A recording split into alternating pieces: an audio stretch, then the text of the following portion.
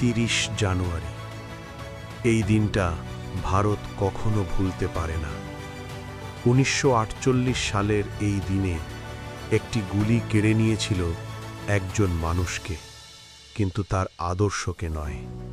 তিনি ছিলেন মহাত্মা গান্ধী, যিনি অস্ত্র নয়, অহিংসাকে বানিয়েছিলেন সবচেয়ে শক্তিশালী হাতিয়ার।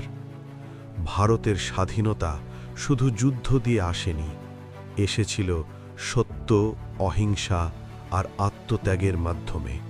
আর সেই পথ দেখিয়েছিলেন গান্ধীজি। ৩০ জানুয়ারি দুপুর ১১টা ২ মিনিটে সমগ্র দেশ নীরব হয়ে যায়। ২ মিনিটের নীরবতা, একজন শহীদের প্রতি শ্রদ্ধা। গান্ধীজি আমাদের শিখিয়েছিলেন, ঘৃণার জবাবে ঘৃণা নয়, হিংসার জবাবে হিংসা নয়, বরং ভালোবাসা আর সহনশীলতা। আজ তিনি আমাদের মধ্যে নেই, কিন্তু তার আদর্শ আজও বেঁচে আছে, প্রতিটি সত্যবাদী কণ্ঠে, প্রতিটি শান্তিপূর্ণ আন্দোলনে।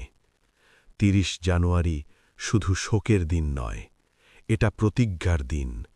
আমরা সত্যের পথে থাকব, অহিংসার পথে চলব। শ্রদ্ধাঞ্জলি, বাপুজি।